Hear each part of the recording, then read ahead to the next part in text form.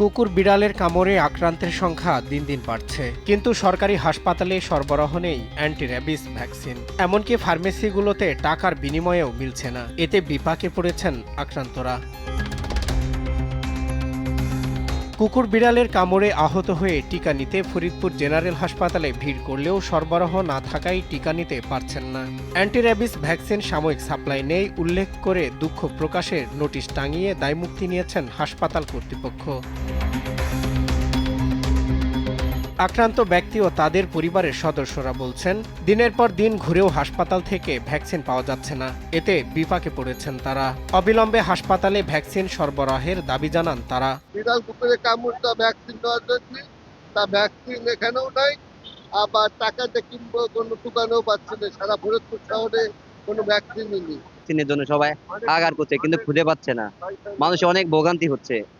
আমরা চাচ্ছি যে ভ্যাকসিনটা যেন এখানে পাই। আমি বিড়ালে ছিল বিড়ালের ভ্যাকসিন নেওয়ার জন্য আসছিলাম। এর আগে একটা নিয়ে গেছি, কিনে পাইনি। হাসপাতালে আজকে হাসপাতালেও নেই, প্লাস বাইরের কোনো দোকানেও নেই। এদিকে ফার্মেসি মালিকরা জানান, প্রায় 3 মাস ধরে কোম্পানির সাপ্লাই না থাকায় সরবরাহ করা সম্ভব হচ্ছে না।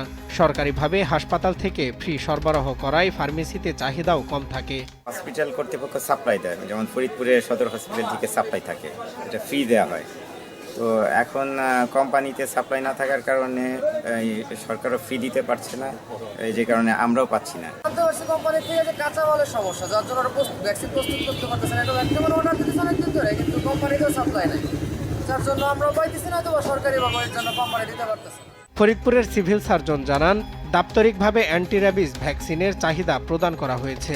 এছাড়া বেসরকারি কোম্পানিগুলোতে তাগিদ দেওয়া হয়েছে। তবে কবে নাগাদ মিলবে ভ্যাকসিন তা স্পষ্টভাবে বলতে পারেননি। আমি আমাদের সরকারি পর্যায়ে সিটিসি বরাবর চিঠি লিখেছি ভ্যাকসিনের জন্য, এবং ওনারা প্রকিউরমেন্ট দ্রুত শেষ করে ভ্যাকসিন প্রকিউরমেন্ট হলে আমাদের সাপ্লাই দেবে। সেই সাথে বেসরকারি পর্যায়ে